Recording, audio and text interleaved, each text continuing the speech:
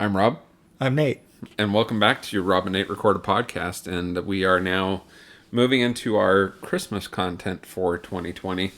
And we started off tonight with the 92. 1992 The Muppets Christmas Carol. Indeed. What do you think of this movie, Nate? Well, you're more partial to it than I am. Yes, I was the one that pushed for it. I enjoy it. I've seen it, I don't know, 3, 4, 5, 6 times, something like that over the years. Yeah. It's good. I like it. I'm always open for a Paul Williams score, and it's a good one. Now, do you generally think of this as a theatrical movie? I guess so. I know that it was. It was released theatrically, but evidently it was originally intended to be a TV special. Oh, really? Yeah. But for whatever reason, it got morphed into a theatrical release. So, yeah. This was the first post-Jim Henson death Muppet movie. Yes. Yep. And there was other Muppeteers who had also passed on around this same time. One in particular, I forget his name right now, but yeah, that it was big for them to move past that, and I think that's part of why this might have been pushed into the theatrical release. Mm-hmm. No, I as you mentioned, I'm partial to this one. Of the various adaptations of Charles Dickens' The Christmas Carol, this is my favorite adaptation. Interesting. I'm not sure if I can entirely pinpoint why. I think it's because the Muppets take what is, kind of a dark topic and make it not as dark while also being dark. Was this one of the first versions that you saw? Is that maybe part of the reason why? I think actually the first version I saw was Scrooged, which I have never liked. Yeah. I liked it at the time, but the last time I rewatched it, which was probably approaching 15 years, I remember being kind of off-put by it. Yeah. I actually don't know that I ever enjoyed watching Scrooged. I think even the first time I watched it, I didn't like it. But yeah. So I have a favorite version of A Christmas Carol, and I have a favorite Ebenezer Scrooge, but they're in different versions. Yeah? So my favorite Ebenezer Scrooge is Alistair Sims, the British actor in the 1951 British version. But my favorite overall version of the story is the 1970 musical Scrooge, starring Albert Finney, who's good, but he's just not my favorite performance of Scrooge. But I first got introduced to the story, I think, through the Mickey's Christmas Carol. It was a half-hour special that aired on TV in the mid-'80s, and I remember it was at the time it was called Hardee's. It's Carl's Jr. now, but they were giving out these plush toys from the characters from that, and I got every single one of them, and I broke my Donald, and we had to go, and I insisted that we go back and get another Donald Duck so that I could complete my collection. Yeah? How long did you hang on to that? Oh, I wonder where they are now, but I hung on, I'm going to say at least into high school I had those. Yeah? That's kind of cool. Yeah, it's... I like the Mickey one that you're talking about, but at the same time, it both was too short. It is very short. And a little lighthearted. I mean, Charles Dickens, It's a ghost story. The Christmas Carol, it's a dark topic for the vast majority of the movie, and it needs to be treated a little bit darkly. And I think this hits that right balance of being dark, but not, but being the Muppets still. It is the Muppets, but Michael Caine is giving a real performance as Scrooge. It's played straight, more or less. So evidently, Michael Caine told the director, which was Jim Henson's son. He told Brian Henson that he was going to play this like he was in a stage production with all humans. He wasn't going to do anything Muppety. He wanted to play it straight. Yeah, and good choice. It works very well. Of course, there's no real need to go over the story of this because it's so universally known. But so they use Gonzo and Rizzo the Rat as the narrators, and they basically bow out. And they tell you they're bowing out for the future segment, and then they come back afterwards, which I think was a super smart decision, and which I feel like I noticed more this viewing than previously, because that is really the emotional core of the film. That segment is moving. Yeah, Michael Caine clearly carries that fine with no needed assistance. Yeah. They step out of the way and said, okay, for a little while, we're going to get rid of a lot of this filter.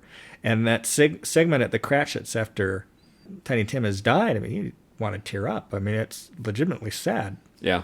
Well, and the thing that stood out to me on this one viewing, though I don't know why the thought has never occurred to me till today, I think I actually figured out the whole crux of the Christmas Carol and why it happens. Indeed. Why Ebenezer Scrooge has his visions when his nephew Fred comes over to visit him.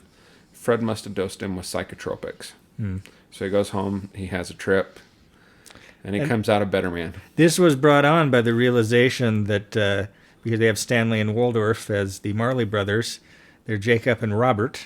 Yeah. Or Jacob and Bob Marley. Yeah. There is actually a couple other Bob Marley references in this. Actually, one of the other things I wanted to mention, one of the things that stood out to me this time is for a Muppets movie, this has some real subtleties to it, and most of the subtleties are in the store names. I only pointed one out to you during the movie, which was that one of the shops is named Statler and Waldorf. But that's the only one I pointed out to you. But I'm going to look it up here in just a second, but Michael Caine's birth name, his last name, his actual given birth name, the last name, the family name, is the name of one of the stores. Indeed. Right. It's actually after the Ghost of Christmas Future visits him and he's taking the turkey to the Marleys. It's right there. All right. Jacob and Robert Marley surrounded by whaling cash boxes is a nod to Bob Marley and the Whalers. Oh, okay. That was the one I'd seen. So, anyways, and the reference I made earlier. In the final musical scene, a store in the background is called Micklewhite. Michael Caine was born Maurice Joseph Micklewhite. Indeed. And that's why they did that. But there's a few others where the store names are references to something funny in the movie or something like that. So, yeah. Another thing that I looked up while we were watching this was the story, obviously adapted from Charles Dickens' Christmas Carol. But the screenplay was written by Jerry Jewell, who I believe you said was the number first one full-time employee of Jim Henson Productions. And he had a hand in everything that Jim Henson did, from Sam and Friends, their public TV show back in the 50s and 60s, basically through his death in 2005, with the exception of The Muppets Take Manhattan, which was written by somebody else. I mean, the Muppets, the Jim Henson Productions, it clearly was, they were all together for forever. Yeah. So You still got some of them hanging on, like Frank Oz. Yeah. Who still works on Sesame Street and does things for that company. This was actually the first Muppets movie that didn't feature any Sesame Street characters. Oh, interesting. Yeah. I wonder, that must have been a conscious decision. I'm not sure. I don't know. I think this called for few enough characters. I mean, they had to insert like the penguin gag just to involve more Muppets in it in general. And then also of interest is that all three of the ghosts are not reuses of known Muppet characters, but were original characters for the story, which probably was the way to go. The Ghost of Christmas Past, they created a Muppet and then filmed its sequences in a tank of water and then green screened it onto the thing to get that look, ethereal movement. And so how would you rate this movie? Well, there were honestly in this showing moments in which I was kind of bored. Yeah. So I'm going to go off of the way that I kind of first saw it, and I have to give it a 3. Yeah. Probably a 7. That's actually exactly where I'm at. Is 3 stars on the 4-star scale and 7 stars on the 10-star scale. This is a solid film if you've never seen it before. Watch it on Christmas time. I don't think I watch it every Christmas, but I pull it out every couple of years if I'm really interested in watching an adaptation of A Christmas Carol. This is usually one of my go-tos. But for whatever reason, I don't actually feel the need to watch A Christmas Carol every Christmas. No. Perhaps it's because the person I relate to the most is Ebenezer Scrooge. Indeed. And it makes me a little too cranky around the holidays. Yeah. So, I mean, the two probably holiday movie characters I relate to the most are the Grinch and Ebenezer Scrooge. Indeed. So, yeah. Yep. So this was released in 1992. It did modestly well in theaters, but you know what beat it out that holiday season? Oh, no. Home Alone Home 2. 2, Lost in New York. Yes. Okay, yeah. This had an estimated budget of $12 million. How would you guess this fared? Well, you said it didn't do particularly well. It did modestly well. Did modestly well. Yeah. $17 million. Better than that. Its domestic opening was $5 million, but its domestic gross was $27 million. Oh, that's good. And its worldwide gross was only $32 million. Oh, okay. But at $32 million on a $20 million budget. And this is a film that strikes me as a home video film. Yeah. That was discovered after its theatrical run. Yeah. Well, there was actually things reinserted into the DVD that were not included in the theatrical release. I was reading about that there were some edits, including an entire song, Yeah. Belle's song, in the middle of the film that was removed because they thought it slowed it down too much for younger viewers, and Yeah. it was reinserted subsequently, which is a very solid song. Yeah. And apparently they re-edited, after screenings, they re-edited one clip into a little bit earlier into the movie, and that's because when they screened this for children, the children came out and asked the producers what the bookkeepers had done wrong because they received coal. Yeah. You know, and evidently the producers had genuinely forgotten that Santa delivers coal to bad kids. So, yeah. Yeah, I don't think this episode's going to be particularly long because it's pretty straightforward as to what this is and, Yeah. you know, whatnot. But, Michael Caine considers the role of Scrooge to be one of his most memorable films, at least to himself. Indeed. Which I can see that. I think that's great. Michael Caine, of course, Sir Michael Caine is a tremendous actor. And evidently it wasn't till halfway through the production that Michael Caine realized this was Brian Henson's directorial debut. Oh, really?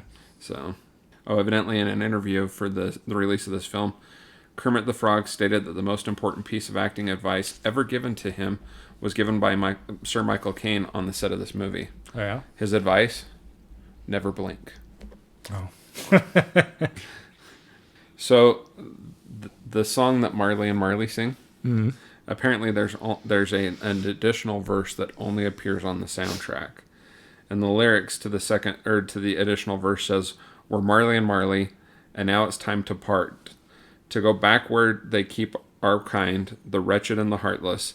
The news we've shared has got you scared. We're glad that we got through. So make amends and make some friends. The future's up to you." Alternate possibilities for the role of Scrooge included Peter O'Toole and David Warner, both of whom would have done a great job, And George Carlin. which would have had a very different tone. Yes. I'm glad they went with Michael Caine. Anything else you want to add on this one? Yeah, we've given our ratings. I guess this will be a short one. Muppet's Christmas Carol. You want to tell them what else we're doing this month? I'm going to be eating and breathing, going to work. In terms of podcast. Okay. Additional Christmas material is on its way, likely to include How the Grinch Stole Christmas, For the Jim 20th Carrey anniversary. version. Possibly Nate's the not thrilled about that one. animated Star Wars holiday special that just premiered this year, Yeah. and possibly other offerings, including some blasts from the past, namely episodes we recorded last year that didn't get wide release. Well, yeah. Those will be out, so. All right. Well, I'm Rob. I'm Nate. And this is Rob and Nate Record a Podcast. Blurp. So, the daughters of Bob and Emily Cratchit, the two pig daughters, have the most soulless eyes of any twin since The Shining. Wow. Mm-hmm.